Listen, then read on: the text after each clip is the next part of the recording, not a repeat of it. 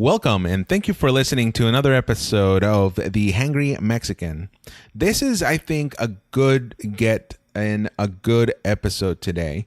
It features a YouTube sensation, Rebecca Brand. I sat down with her and had a chat with her, and this was more than I could have asked for. Claire and I show up to her lovely home, and she has what I like to describe it as a cowboy lunch. Bacon with onions and some red meat there, some beef that's been grilled and cooked, and chicken that is so juicy and tender, baked potato, salad, some bread, and of course dessert. It was amazing, and it was something to die for. It was so hard to concentrate, but she is an amazing person, amazing woman, and she's accomplished so much. She has 3 lovely kids, and through it all, she's had a successful career with, or in the digital space rather, with YouTube. And she's dabbled on TV, entertainment, TV broadcast, but she is doing fantastic in the digital space. And that's why I really wanted to talk to her to see how she does what she does, because a lot of people want to get into digital. They want to do podcasts. They want to do create their own YouTube channel. And the challenge there is, how do you monetize this? How do you make money out of Facebook watch show or a YouTube channel?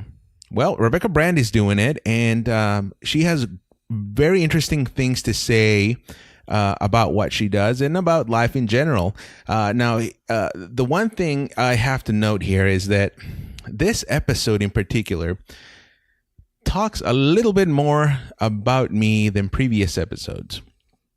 Rebecca and I were having a conversation. We're outdoors. You might hear some birds.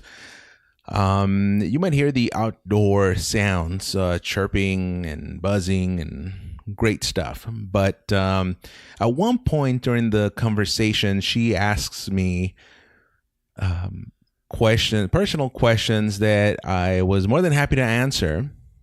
And you'll hear those responses about my past in the start of my career and whatnot. And I do talk a little bit more about me in this podcast episode than in previous episodes. So that's what happened. And I thought I would leave it there. At first I was contemplating about maybe cutting it out because it was just a little bit too much about me rather than the guest. But I thought, you know what?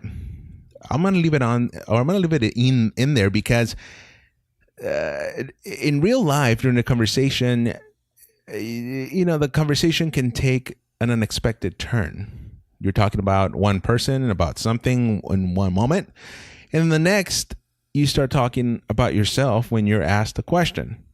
So anyway, let's get started. So DJ, roll that music.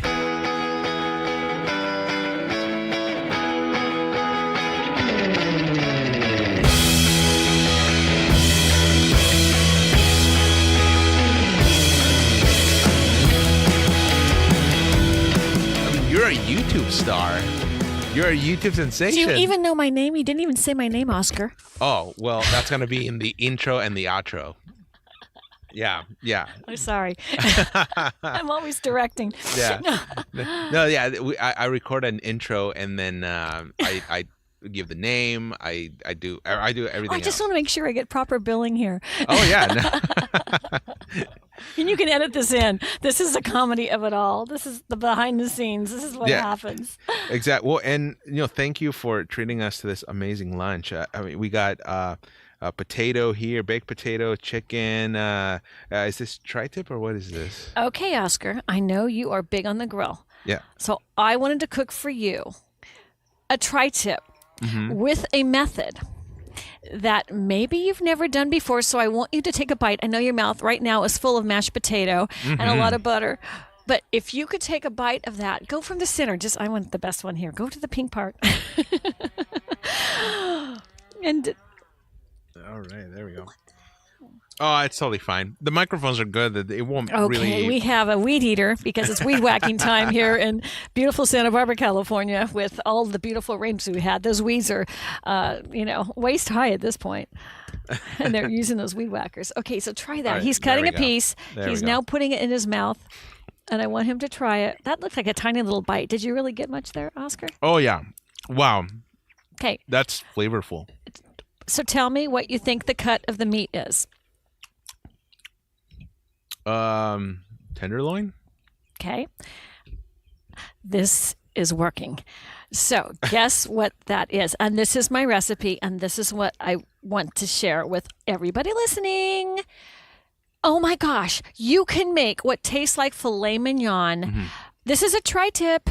And then, so the method is this: 125 degrees with a sous vide stick. Do you know what a sous vide stick is? No, I do not. Okay.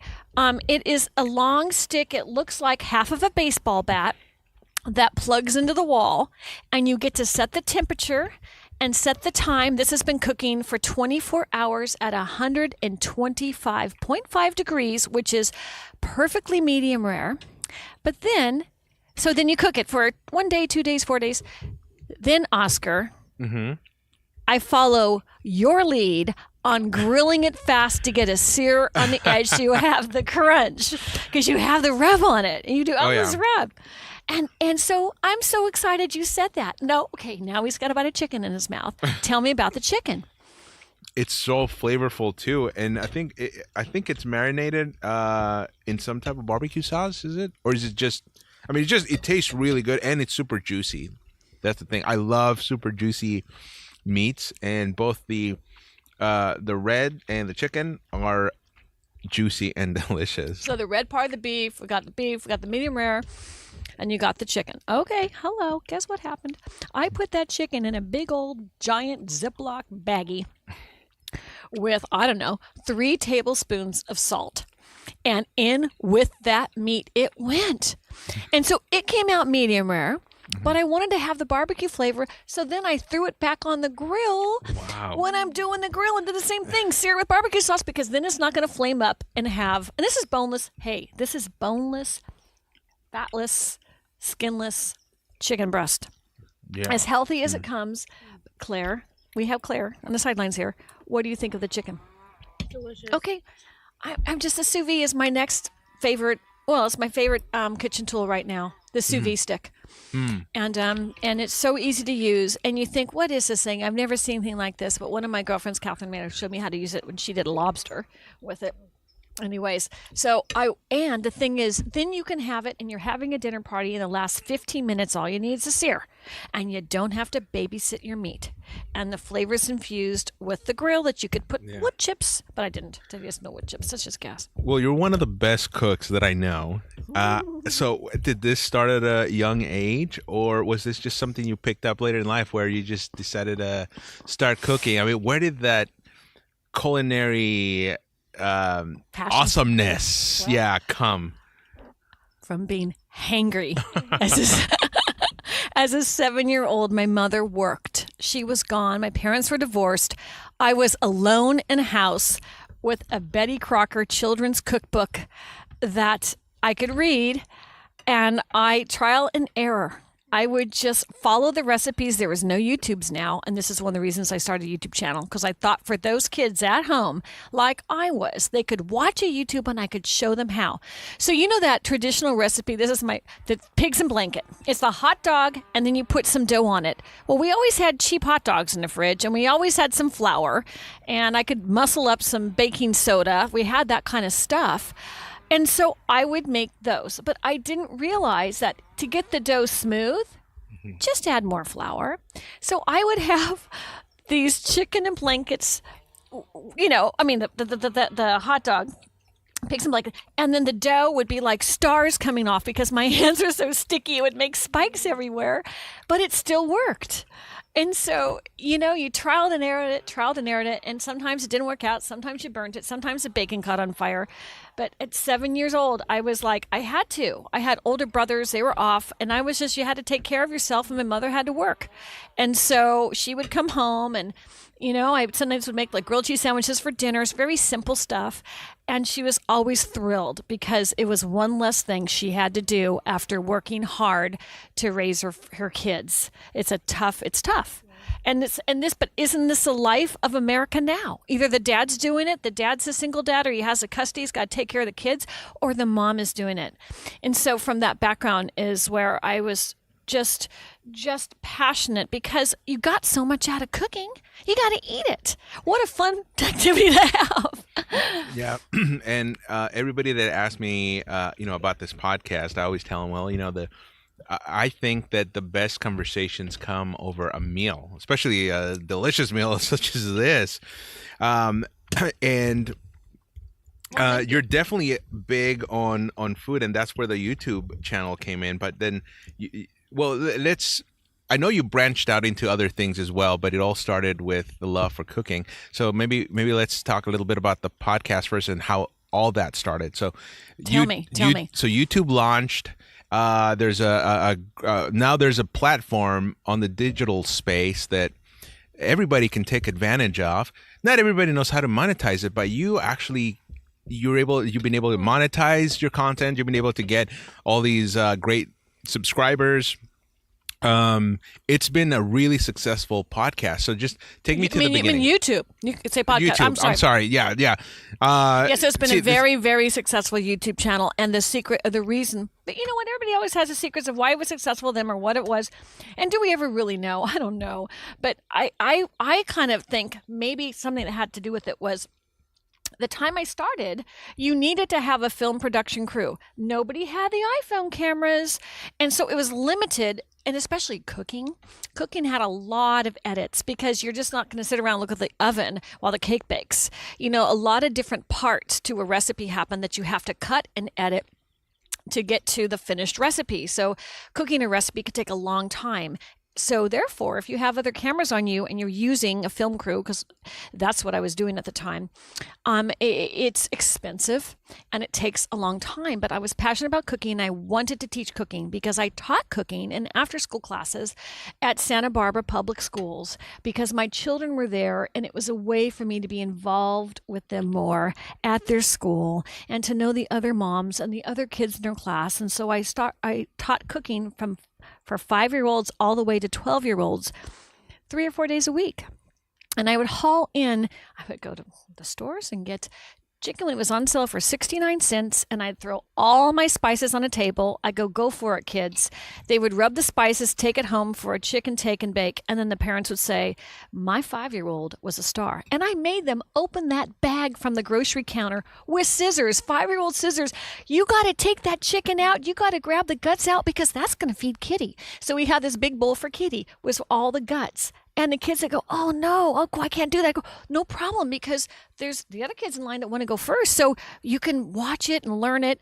And then by the time, no, I want to do it now, And this is how it started. The joy of teaching children, which was the native audience on YouTube at the time, were very young. We're talking 11 to 21 because it was a new platform. So I came in and had the real reason I got on YouTube, because I really had a TV show called Dinner Party Art Class. I love food like you're doing on your podcast so much because Oscar, by feeding people, you can relax, you can talk about anything, and you get to try the food, and the conversation goes, oh, wait a second, my mouth is burning, Rebecca, what the heck did you put in that? You have a place to lunch. So that's how it started. The Dinner Party Art Class, I tried to sell it. I went around the world to MIPCon, all these conferences. That darn thing didn't sell. That was supposed to get me $1 million. I was lucky enough to have the Berry Man as one of my sponsors. Bill Foley of his wineries were a sponsor, and Jerry's Artorama were a sponsor. And I threw a lot of my own money in it. I go into a conference and some YouTuber manager says, Rebecca, we want to you should do a cooking channel, Eat American Cook. And I said, well, you're going to pay me? He goes, no, I'm paying you, but you can create a channel like that. I go, what? He goes, well, what are your editors going to do while you're waiting around for your show to sell? which may not sell, and it never did. So therefore, I said, okay. And we would do 9 recipes a day. I had 5 editors working for me at the time. And that's how I launched it. I did 40, 50 recipes almost immediately. We jumped on, got me on the YouTube algorithm. And then I think we spammed the world for viewership. Hey, watch my channel, watch my new video. In the days you could do that, you can't do that anymore. But there's 32 ways on the algorithm to get on the YouTube algorithm. They'll push out your videos for free. So I've been able to manage to stay there. And so now I have almost 30 million views, 117,000 subscribers, and almost 1,000 videos. And it's been 5-6 years. I am just so grateful for that platform. It's just made my careers. I can't believe it. Yeah, and that's amazing that something like that worked out way better than on TV. Forget TV. And TV's, changing now. So yeah, exactly. A lot of people are cutting the cord. They're doing more of the live streaming services, and part of that live streaming service, of course, is YouTube. So it's amazing everything that you've accomplished through YouTube. And did you know about the YouTube algorithm and all these nuances about doing digital work before you jumped into it, or did you just kind of started cold turkey, just dived it right in? Someone I met at a conference, he was from India, high tender, came to me and just said, just do this and that. Along the way, I learned about it. But he told me the most important critical things, and I did them. Didn't realize, because it's about the algorithm. And now best practices. And you can find all of that out on YouTube. You can watch all that to learn all that. There's all kinds of articles. In fact, I'm going to be doing an article now for our Santa Barbara News Press. Oh. Do you know that? No, let's talk about that. You're not following my Facebook tight enough there, Oscar. It's like an announcement. I saw that photo. Yep. I've got a big announcement. Well, let's talk about it. So I don't know if you know this, but I am the #1 hired YouTube influencer in the entire world. By far, is what I was told 1 month ago when they asked me in for a private meeting at the Hangar in Los Angeles. It's a Howard Hughes Spruce Spruce Hangar, the most expensive facility that YouTube's ever put together. And they sat me down and they told me that. And I'm thinking, no, that's just because I have a cheap price, I guess. I don't charge my customers too much. But that was such an honor to have that. And from that business of all of those, 500 clients I've had so far. And this week was, mattress, all kinds of stuff. I do everything from mattresses to cooking gadgets to beauty products to fashion to sporting equipment to all kinds of stuff. I do everything because it all starts at home, and my home was my kitchen. And that launched me into a complete lifestyle, including travel, which has been, I can't even believe it. It's so fun. Anyways. So when they told me that, I have for 1 year been telling clients, hey, I just did this YouTube video and we used your pressure cooker. And if you want me to, you have an Amazon page, pay me a little extra or a lot, and let's cut that down into another video for your Amazon page. It's a gold mine. There's a billion people on Amazon that need these videos because if by having a video, they're higher on the Amazon pages. They rank higher. They get more views. They get more sales. Amazon puts them up. So everybody's competing in that space too. So I started a company called AmazonSalesVideos.com. And so that's even more money than my YouTube channel, which is really good because as we know in TV and media, it's really tough. It can be to make a living. We do it from passion. Everything, the news, if you are creating media, you're doing it because you love it. It's not about the money. It's because you love it. Right, Oscar? Yes. Amen to that. Yeah. And that's actually where I was going to in my next point because... So anyway, so News Press said, hey, you want to do an article? I said, yes, because right. I want to do the article because... One thing about digital entrepreneurship is getting placed on Google. So the News Press is kind enough to let me do the article, which is going to be called Digital Entrepreneurship. It's a business article. It sounds like a class at a college. Well, It's aimed at people that want to get one extra job in life. They want to make extra money. How do you do it in your spare time, and what do you do? And so that's going to be the focus, to share and explore and find out. So I'm going to, and I'm going to do research on this to know more than I know what is the best and fastest way to grow a business yourself this way, because that Amazon business is even bigger than my YouTube business now, which is so exciting.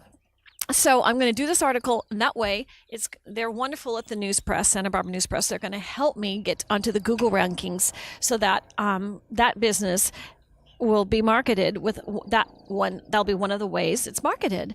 And it's just a joy to be able to share what I know and write it up. And it's fun. It's fun when you can have an effect, when you can do a good job, and it turns into good things. So that's what, anyways, go ahead. No, that's excellent. And, that's amazing. Yeah, you started out from one thing, and then did you ever think that it was going to blow up into this big, huge success that you're enjoying now?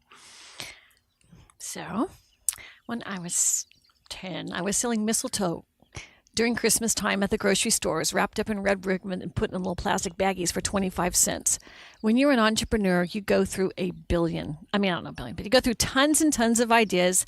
Some worked. Before Starbucks, my idea was to sell coffee to people going to work in the morning, and I put myself on the Marina Del Freeway on-ramp, 92 freeway, and I had 100 cups of coffee, and I thought for $1 each, and my little baggies I prepared with sugar and stirs and cream, that I would sell out in a matter of an hour. And I was sitting there with gloves on and my hair pulled back and an apron, and I was in my 20s because I knew that was going to be a big idea. One day, I sold 2 cups, and I had spent $100 of that idea, and I go, they're not ready for me yet. And so that was the end of that company. But I have done a ton of companies.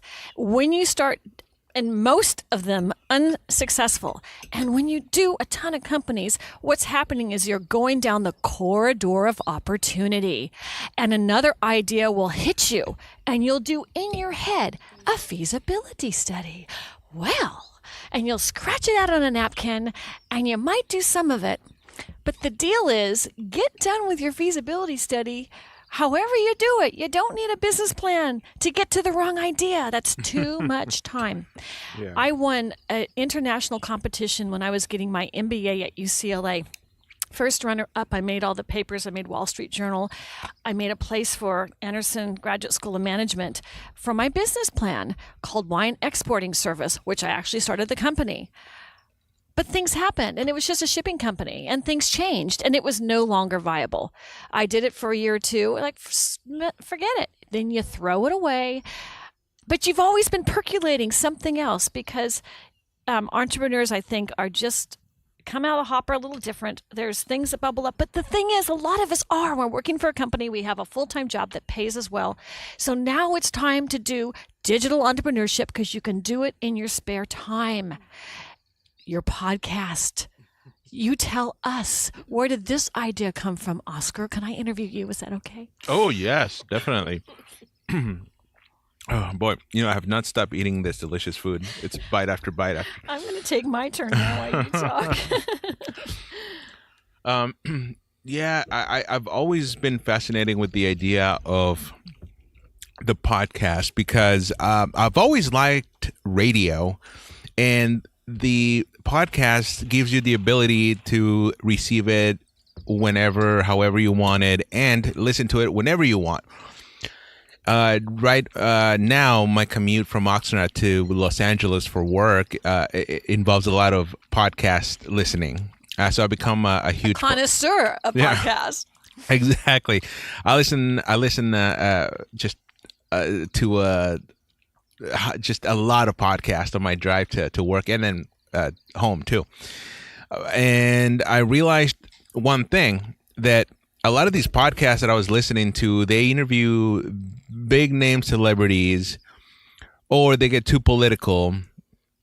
And all I wanted to do was just listen to a podcast that talked to people that have done just amazing things, that are they weren't born into that world. You've managed to accomplish something that anybody can accomplish if they put dedication and hard work into it, and you don't necessarily have to have rich parents to do so. Right.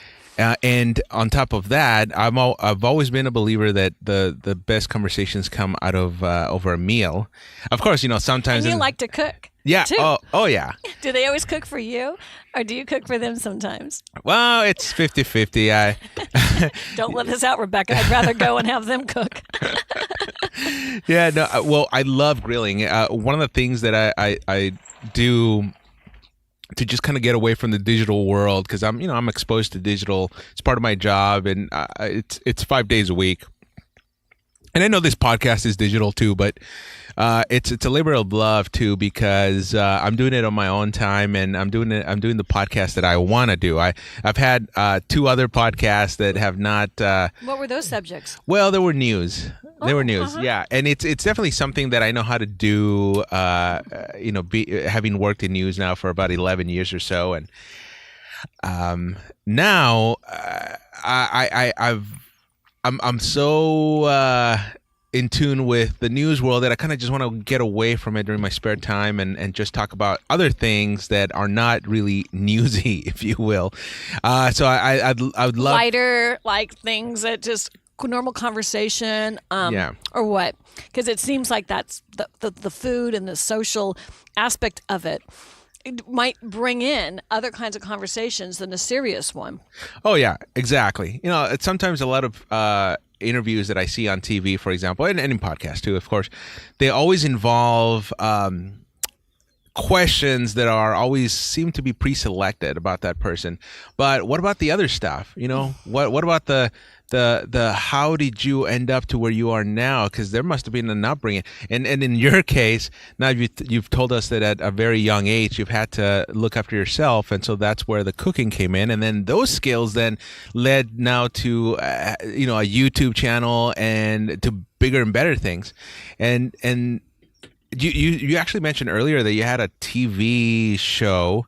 And I do remember catching it on TV. Because it was on KUIT. Yeah, and I'm surprised it wasn't, Picked bigger. up. Yeah, bigger than what it was. Because it was like an original reality show. Yes, it was that's really authentic reality, and just everything. I would go to this conference. They go, we want format.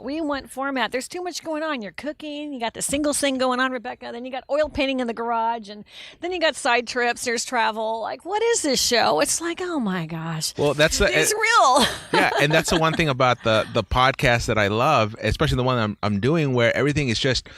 It can be all over the place, and that's okay, because that's life. It can be as crazy or as complex or as very straight as you want it to be. I don't really follow a formula, so that's why it's so unscripted. If there's some authenticity to that, because the conversation goes back real. You can't script the lines. You never know what somebody's going to say. Exactly. Yeah, and whether we get a plane or some chainsaw somewhere or any of other crazy noises out. I've shot interviews at hotels that have the AC on, and I mean, and there's this concept, this old school. Oh yeah, I'm bread crunching because you're eating. You're not supposed to talk with your mouth full. Exactly. Yeah, and there's just the old school way of thinking is, you got to have the cleanest audio and you got to do this and I'm thinking, no, what happens if we just throw all that stuff out the window and just actually sit down and record what actually is happening in present time right now? And you're going to get feedback, and people are going to say, it drives me nuts to hear that chick with her grating noise on that mic, chewing her food, swallowing it, the thing's clanking. But the deal is, they care enough to say the comment. Yep, exactly. And that's engagement. And that's why YouTube has taken off. People aren't telling me, oh, she's so perfect, Martha Stewart, we love you so much. Sometimes they say we love you, but they like the fact that it's real. YouTube is all about authenticity, is about what's going on. And with a podcast, the digital media is that. People don't want fake. They don't want fake. Exactly. Yeah. You never told me what you were going to ask me today. You didn't set me up. We just came in, and I said, I was so excited because I hope you like the recipes,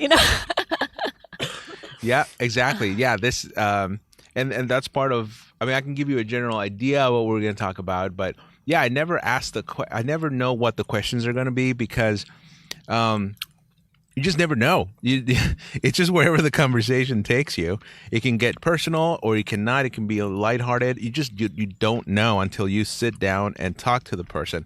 And I always have been a believer that if you sit down with a person, even if you don't agree with that person, if you just sit down and talk, and maybe you'll find some common ground, but at least, or maybe you won't. I don't know. Would there be subjects, Oscar, that you would pick a fight with somebody, even if they were your guest?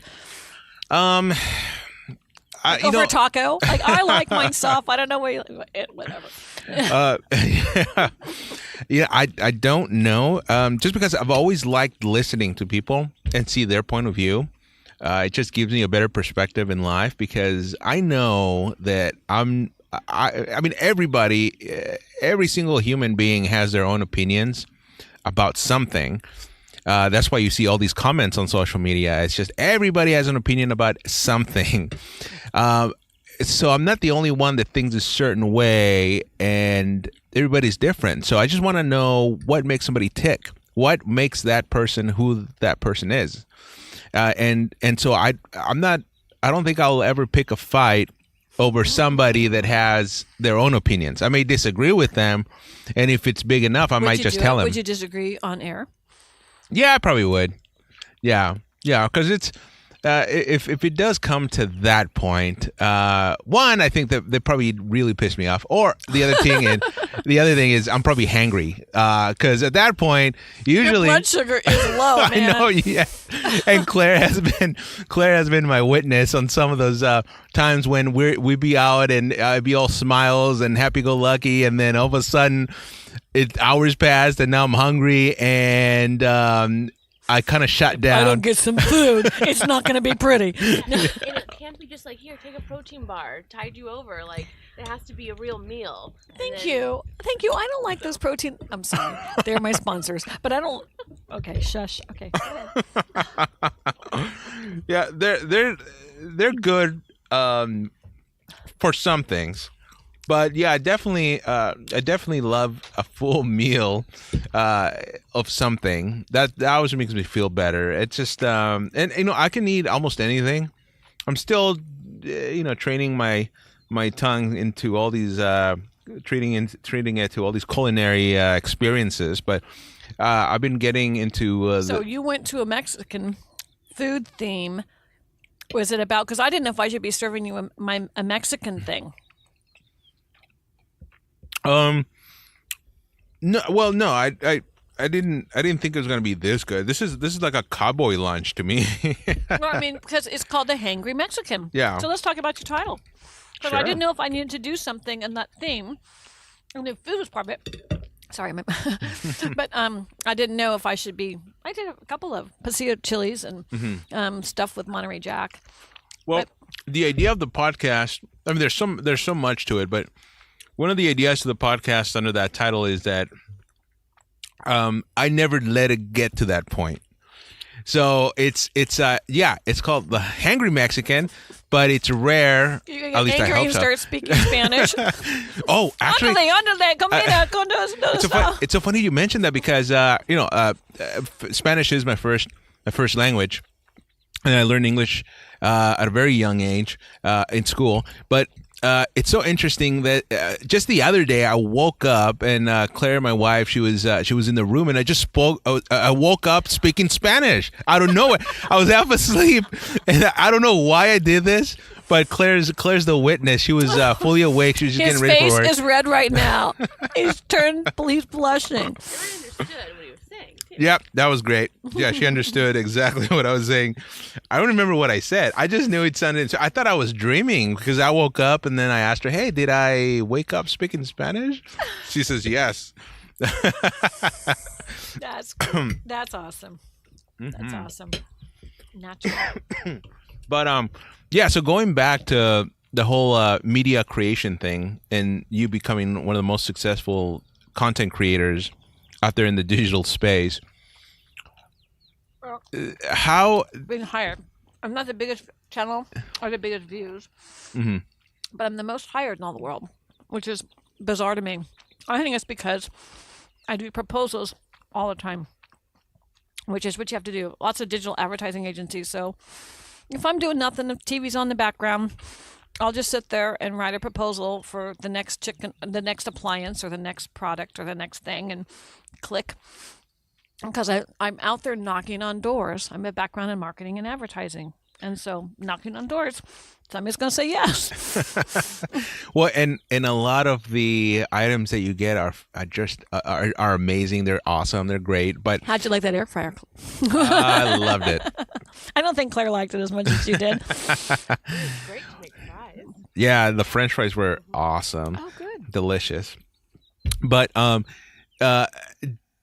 I mean, I know all the items are great, but is there an item that you really particularly liked from all the items that you've had to review? It's the sous vide. And it's like that steak is like a filet mignon. That's the one that knocks it out of the park. And most families aren't going to do it because it's a weird French name. It's a stick in a pot of water.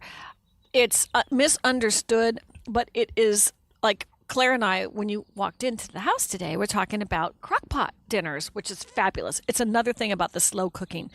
The sous vide will never overcook because you set the temperature. It'll always be good for days. There's sometimes I can't take the thing out. I don't need the tri-tip for 3 days. And then it's like butter. It's amazing. It's fork tender. So that's why I just think it gives the modern cook, the modern household, dads, moms, the flexibility of, okay, the kid's not home from basketball practice yet, and we got it. Hey, man, that thing's going to be ready when I want to serve dinner. You do the rest of your dinner, whatever, salad, and that you can even do vegetables in this thing. The thing is, that's why. That is my very, very favorite. Of all the products I've ever placed, it truly is a sous vide. And I've done the air fryer. I've got viral videos at 400,000 on that thing I brought you, and that recipe I brought you, the how to make Kentucky Fried Chicken with an air fryer. And it's great, but the sous vide, you could have a pot the size of you could use an ice chest. You could have 30 pieces of steak in there, 30 huge roasts of steak, and one little stick is going to do it. And after, for a party, I mean, it's one steak, one roast, or 50. And that stick plugged into a wall is going to get you to the best tasting, most tender, perfectly cooked. It's medium rare from center to edge, isn't it? Mm-hmm. Oh, yeah. That's it. I haven't stopped munching on the... That's why I gave you a lot. But anyways, yeah. So I know it's boring because I already covered that, but, I've gotten a bunch of mattresses. I've got a viral video how to make a bed, and I use Casper mattress. So, it's... Oh, guess what I'm selling more of on Amazon than anything in the world, because I also have links to my Amazon page. I make a little money. You'll never guess. Will you? Oh, dryer balls. No. Is it? It's not the dryer balls. The ice cream machine. No, but you're walking home. You're an instant winner. No. You're taking home the ice cream. We have it all ready for you. I did this crazy video on my way to do a show with Arthur von Wiesenberger at Travel Show on Halloween. So I dressed up like a 60s chick to do the show. And I had a horrible gopher problem. And I said, and the editors were there. We had the cameras. So I showed people how I'm going to set my gopher trap. And I set it right there on camera in the moment. So it's a gopher trap. Also, I then thought, this is useful, and I'm going to show people how to set the rat trap with the very best bait and the very best trap, because I have a property that's in nature, and I get them in my house, I get them in my stove, I get them in my bedroom. These rats, who knows how they get in? I don't know. But in any case, so I need to set rat traps everywhere. So I went underneath my house with my cameras, and that day was not dressed like that. I was dressed in yellow, but it was pretty. And I had my yellow gloves on, and I show how with hazelnut and a broken pecan in little pieces, you set one of those clamping things. They're those black things, and they're like $3 each, $5 each. And I show how to set it. And it's the very best bait for a trap like that forever. But YouTube says, I said how to kill rats. And they wouldn't allow me to have that on my channel because I used the word kill. Oh my gosh. So then I had to change the title and change all the keywords, how to trap rats, what's the best bait, and change up the video so that I could get it on you. It was like, oh my goodness. So anyways, so I sell more rat traps and gopher traps on Amazon than anything. And I make 20 cents on each. That's awesome. So it's a digital entrepreneurship. I'll show you all how to make 20 cents. How did you end up getting into the travel show that you're doing? How did that come about? I have to, hats off to Arthur. I think I was a guest or something along the way, and I was a guest a few times, and he knew about the YouTube channel, and he'd seen my stuff on Facebook because it's everywhere. And it was just so nice of him to have me a guest, and then on the food show and the travel show. And then he said, hey, why don't you take a show? I got to go to town and travel. And then I did, and I produced it. I mean, I got all the people to be the guest, and they all brought their pictures and all my friends. And I just can't be more privileged. Arthur's had that show for 20 years. He's produced over 2,000 episodes. It's an award-winning 30-minute show that he produces right out here at Santa Barbara. And then, so when I go away, I'll take a bunch of iPhone movies and do an iPhone movie on the plane back. And there's my trip to Aspen, all the Aspen parties. Or there's my trip to San Francisco. Or there's my trip to Carmel. And I'll put together an iPhone movie. And we air it 3 minutes or something on the show, 7 minutes. And he's just Arthur. I can't say enough great things about Arthur von Wiesenberger, and that he shared his knowledge. He's really good. He's a producer. He's been a producer forever. He's incredible. And he uses YTS. Will Conlon does a lot of his editing now too. And it's just, we are lucky, Santa Barbara. We have so many it's a great, wonderful, loving community that shares resources and gives to each other. And now I know you guys are spreading your wings. You're a little bit bigger, so I'm going to be so excited to go visit you back in LA. And so thrilled for your future together. If there's a baby coming, I want to know firsthand. Well, in 3 days, we are celebrating our 1-year anniversary of being married. 3 days. In 3 days. So that's April 4th. Yep. Yeah, and you were there at the wedding, right? I think I was there at the wedding, dancing my tail off in celebration with the both of you of how exciting that day was. Yeah, it's such, it's right when people tell you at a wedding and you're the bride and groom, it's just a blur because you're doing so much. So I want to hear from you. The biggest party of your life. Exactly. So I want to hear from you. What was your best experience, the best thing about the wedding that you attended of Claire and myself? It was it was actually talking to Claire's mother. That's the moment that were I'm going to cry. It's all right. That were the most meaningful to me. I mean, of course, both of you beautiful walking down the aisle. I love the mermaid theme, the blue and the beautiful dresses and the beautiful colors, and mermaid abounded. It's just kind of like, we've only just begun, and all of our hopes and dreams and I know you guys are big into Disneyland, and all of that are, life is the happiest day on the planet as we embark on our future. So, oh my gosh. Yeah. So what did your mom say? We were talking about Claire and her future with you, and that she has to be on the other side of the country, and as families are often separated by distance and miles. But we all want to launch our kids. And I think she was pretty happy that day Claire was getting launched to a wonderful husband, a wonderful man, a partner in life that is in the same field. So there's a lot of connection and a lot of union of happiness and joy and laughter, and also taking on life in a serious way where you're looking at how you build it. What are the pieces? What's it going to look like today? What do we want to get to tomorrow?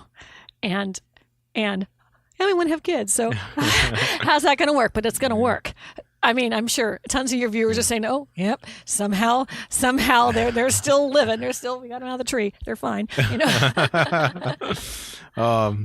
Well, that's awesome. Yeah, no, everybody's crying at this table.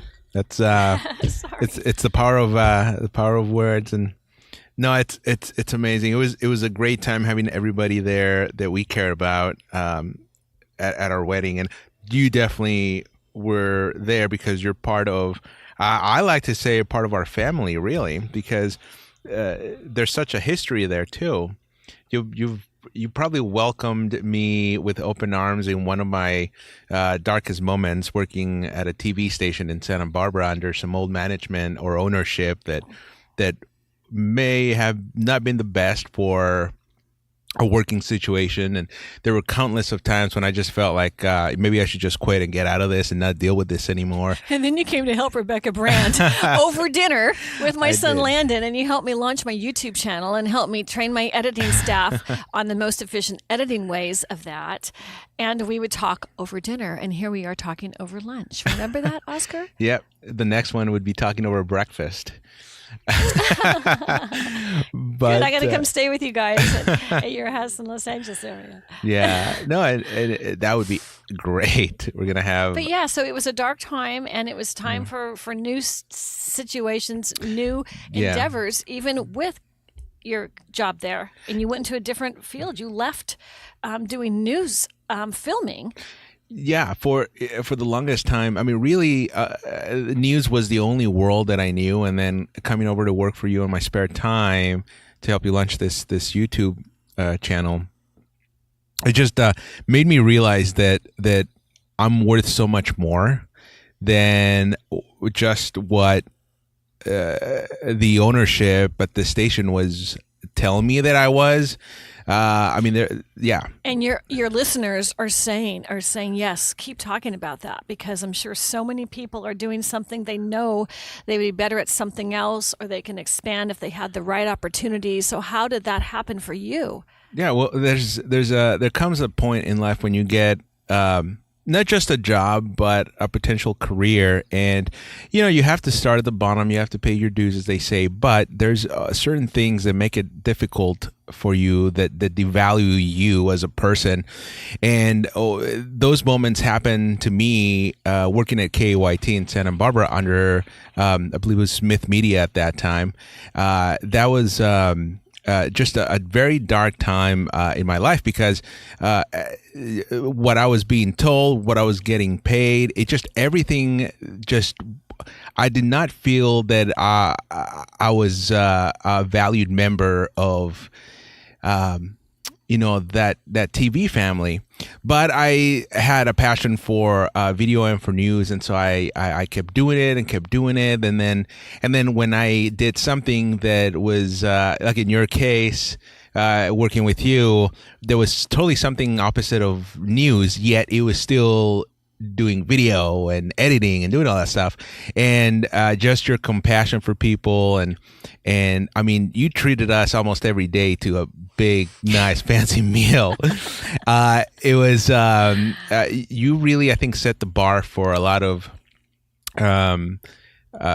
either creators or business people that hire other people to do work for them, because I think you really accentuated the worth of the person, and that made me just realize that I was worth so much more. So then I started working to climb up the ladder. Wow. And I didn't know any of this. Yeah, I started as a news photographer, but at one point they had utilized me as an editor. And at the same time, there were cuts, so there was an option whether it was time for them to let me go, or if I was going to accept a pay cut, and I accepted the pay cut. And then isn't that a humbling experience? Yes. Wow. Yeah, and that's really hard. I would think most people would really have a hard time swallowing that. So how did you? What went through your head that you could accept that? Because that must have really been difficult emotionally. Yeah. Oh, yeah. There was times when I felt that I was going to lose my job just because of the situations. And I was getting paid. I started out getting paid $11 an hour, which was less than the other photographers were earning at the time. And when I found that out, I would ask for a raise, and I would always get denied. And then when the pay cuts happened, then I was making less than $11. It was like 10 something. And I still kept doing my job to the best of my abilities. And then I got hired full time, and they bumped it up to back to $11 an hour. So now they basically told me, okay, well, we're just giving you, since you're making 10 something due to the pay cuts, now we're just bumping that up to 11, so you get a raise. So they disguise that Is that as supposed a to raise. be the happy moment? I know, yeah, exactly. And I kept going and going. Luckily, there was a lot of people along the way that just were very good morale boosters. So I really do thank them for all that support. But yeah, there is a time when all of a sudden now I'm facing this opportunity with new ownership of whether I should stay as a news photographer or go into digital. And then digital, having worked for you, I've never really actually thought about digital as much as when I started working for you and doing your YouTube channel. And so when I had the opportunity to go into the digital side of things and news out of all things, because I love news, then I just kept thinking about my time back here with you, and I realized this is a great platform for so many other things. And so I just jumped at that opportunity. And so now I was making a little bit more money. But at some point, now that I was actually making some real money to at least get me through tough times, then I could focus on more of the editing and the creating aspect of digital. And I loved it so much that I just kept climbing and climbing until I received an opportunity to go to LA and do that. But I gotta say, you were reaching out. You were Yep. entertaining opportunities. You were looking at the options. You were looking at the open windows and the corridor of opportunity. What's out there? And keeping your almost like an extra. Your extra energy, your extra mental thoughts were what might be there. I'm not saying you were hammering every door down, but you were open to those ideas. Yeah, and I got to tell you that you actually were an inspiration to have me climb that ladder, if you will, because I always saw you as taking all these calculated risks, as some would say, because you don't know if it's going to pan out or not, but you do it so well. You do it. I mean, it's just your decisions and things that you've accomplished through the decisions that you make really made me realize that I could do it too, that I could climb and look at the opportunities in front of me and decide what I could do. So you were definitely a big inspiration in doing that. And that's why I wanted you to be a guest here, because I wanted people to know that you have something that a lot of people don't have, and that's a driving force with the intelligence to create these great decisions that have gone really well for you. Well, and the hundreds that didn't. Yeah, true. But, the turtle never got anywhere without sticking its neck out first. I love that. So he may be going the wrong direction. No, turtle, don't go on that road, but he, so that's it. And that's cool, about the editing, because, nobody was doing YouTube back then, Oscar. I mean, it was just brand new, kind of, and here you were willing to do something that, like, well, okay, I know how to edit. I know how to put a news story together. Let's try something different. This is a recipe. And how can Rebecca do better with her setup and her situation in her garage, where we still live? Still a garage business. So, so that was really, really great to have. And you helped me forge forward, because you gave me the confidence that even though I don't know how to edit, I don't know how to turn on Final Cut Pro 7. Well, I can turn the computers on, but that's where I'm stuck. And to this day, I do not know. I can do iMovie, but I do not know those programs, because if I did, I would get lost in space of doing them. I realized my thing was marketing. My thing was cooking. My thing was other things.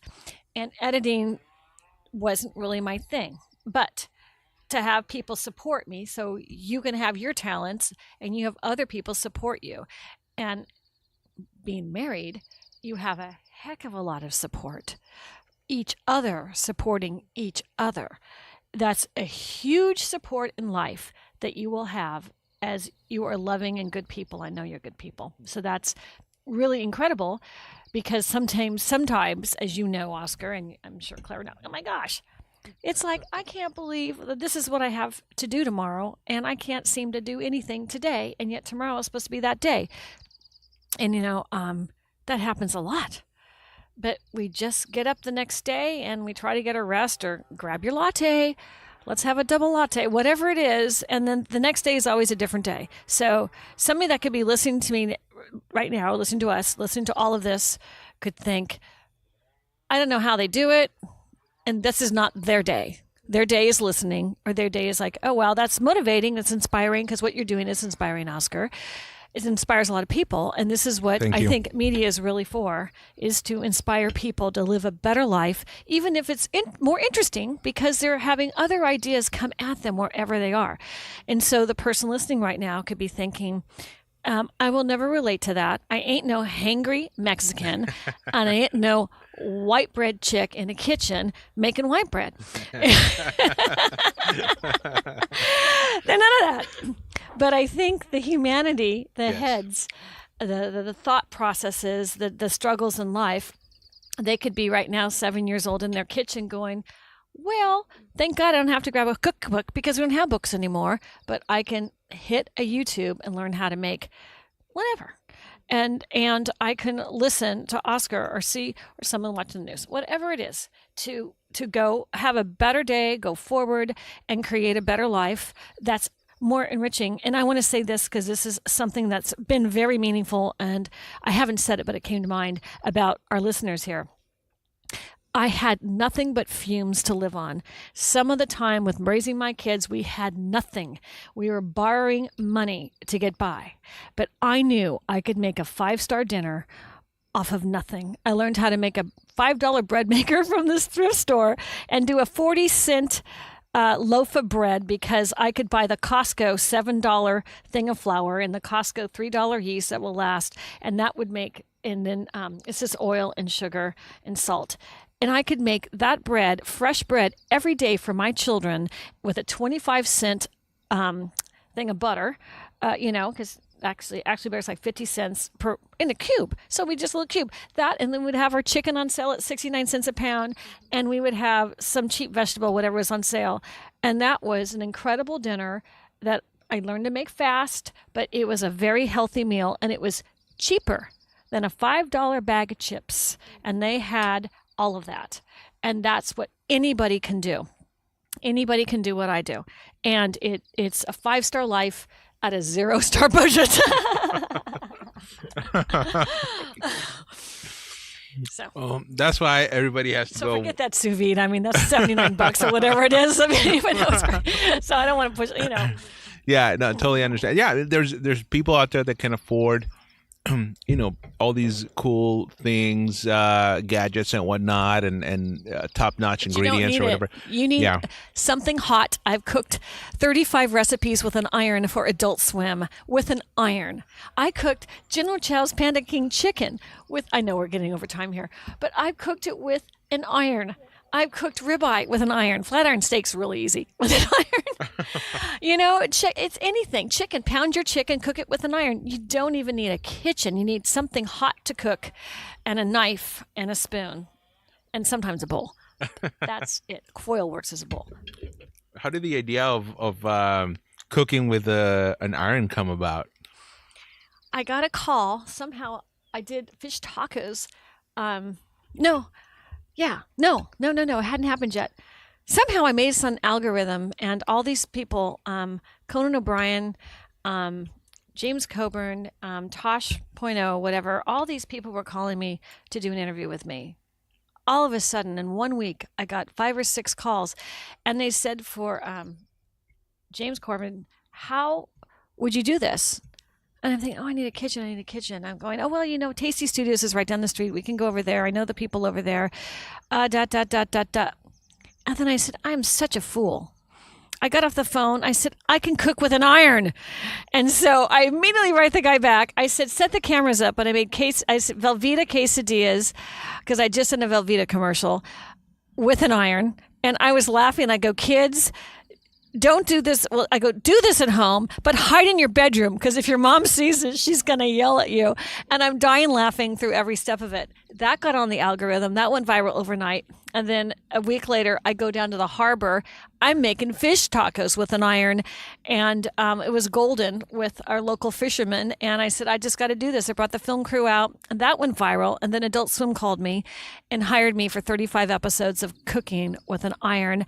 And since then, I've had shows with Adult Swim, Turner Broadcasting, which is comedy. It's not porn. People think Adult Swim means porn. It's not porn. It's not porn. Sorry to disappoint you. It's comedy. Oh, man. And you can see Iron Cook on Rebecca Brand YouTube channel. Just go Rebecca Brand Iron Cook, and there's 35 crazy episodes of me and my goldfish that are hunting for love, and we're single. We just don't know why we can't get married like Clara and Oscar, because we do everything we can, and we try to be good people on the planet, and it just doesn't ever work out.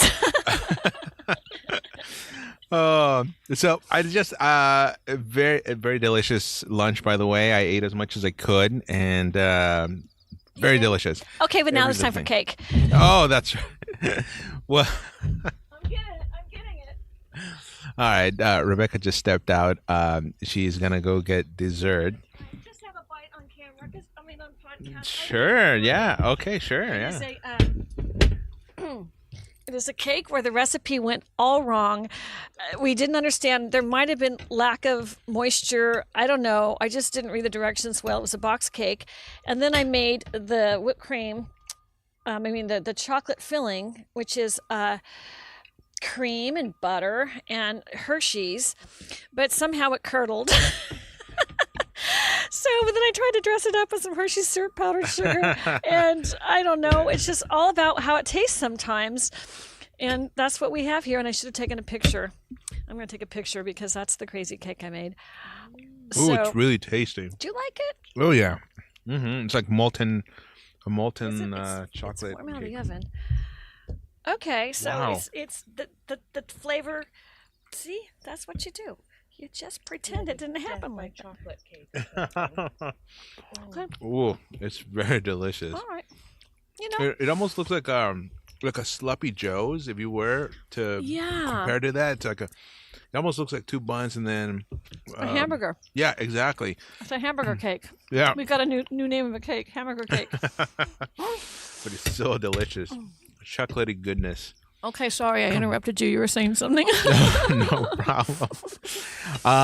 So I always like to end the podcast with one last question, and it's usually the pet peeve of that person. So I want to know. Gosh. I want to know what Rebecca Brand's pet peeve or peeves are. Oh my gosh. Now, that's the one that's hard to answer. Pet peeve. What's a pet peeve? How I like my latte. I cannot have regular coffee anymore. I hate drip coffee. In the morning, I want a latte with milk that's been whipped with a frother.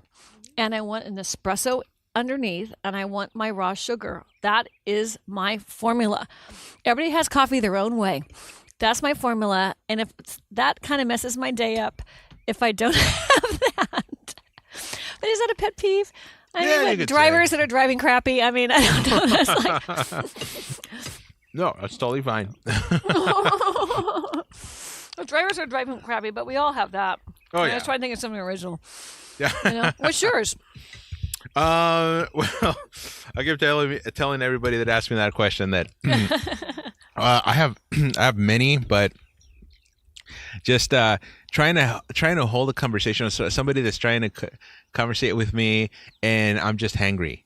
I'm just so hungry that it starts annoying me. So that's probably Don't something. get between you and the buffet line at a party and start talking to you. Exactly. It's like, okay, can I get my food first and then we can talk? Luckily there hasn't been that many times that's happened, but that's just one of them. I have several other ones, like obviously like people that cut people off. Oh, here's one that I haven't told yet.